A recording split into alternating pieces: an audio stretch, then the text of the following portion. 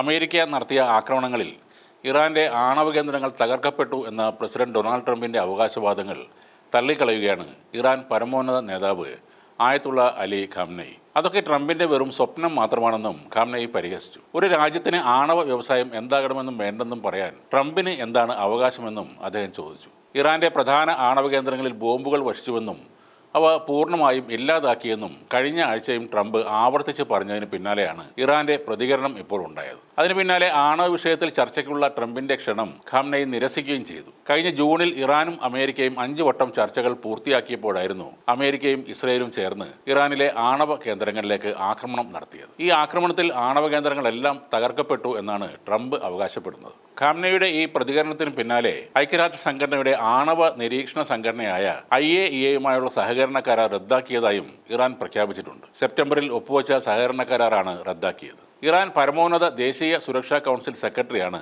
ഈ കാര്യം അറിയിച്ചത്. ഐക്യരാഷ്ട്ര സംഘടന ഇറാനെതിരെ ഉപരോധങ്ങൾ പുനഃസ്ഥാപിച്ചാൽ IAEAക്ക് തങ്ങളുടെ ആണവ കേന്ദ്രങ്ങളിൽ പരിശോധന പുനരാരംഭിക്കാൻ അനുവദിക്കുന്ന കരാർ അവസാനിപ്പിക്കുകയാണെന്ന് ഇറാൻ വിദേശകാര്യമന്ത്രി അബ്ബാസ് അരാക്ചിയും നേരത്തെ തന്നെ പറഞ്ഞിരുന്നു. 2015 ഒപ്പുവെച്ച joint comprehensive plan of action എന്ന ആണവ കരാറിനെയും അതിനെ അടിസ്ഥാനമാക്കിയുള്ള ഐക്യരാഷ്ട്രസഭ സുരക്ഷാ സമിതിയുടെ പ്രമേയത്തെയും ഇറാൻ പിൻവലിക്കുകയും ചെയ്തു. ഇതോടെ ഇറാന്റെ ആണവ പ്രവർത്തനങ്ങൾക്ക് മേലുള്ള അന്താരാഷ്ട്ര നിരീക്ഷണം അവസാനിക്കുകയും ചെയ്തു. 2015 ഒപ്പുവെച്ച കരാറിന്റെ 10 വർഷത്തെ നിയമകാലാവധി ഒക്ടോബർ 18 അവസാനിച്ചിരുന്നു. എന്നാൽ അമേരിക്ക, യൂറോപ്യൻ യൂണിയൻ, ഐക്യരാഷ്ട്രസഭ എന്നിവർ ഇറാന്റെ ഈ നിലപാട് വളരെ ആശങ്കാജനകം എന്നാണ് വിലയിരുത്തുന്നത്. അതിനിടെ ഇസ്രയേലിന് നിർണായക വിവരങ്ങൾ കൈമാറി ചാരപ്പണി നടത്തിയ കേസിൽ ഒരാളെ കൂടി ഇറാൻ തൂക്കിലേറ്റി. ഇസ്രയേലിന്റെ ഇന്റലിജൻസ് ഏജൻസിയായ മൊസാദിന് നിർണായക വിവരങ്ങൾ കൈമാറിയ ആളെയാണ് ഇറാൻ വധശിക്ഷയ്ക്ക് വിധിച്ചതെന്ന് ഇറാനിയൻ പ്രോസിക്യൂട്ടറെ ഉദ്ധരിച്ച് മിസാൻ വാർത്താ ഏജൻസി റിപ്പോർട്ട് ചെയ്തു. ശനിയാഴ്ച ടെഹ്റാന് തെക്കുള്ള ക്യോം നഗരത്തിലായിരുന്നു വധശിക്ഷ നടപ്പാക്കിയത്. ഇയാളുടെ പേര് പുറത്തുവിട്ടിട്ടില്ല. ക്യോം ജയിലിൽ കഴിഞ്ഞ ഇയാളുടെ മാപ്പപേക്ഷ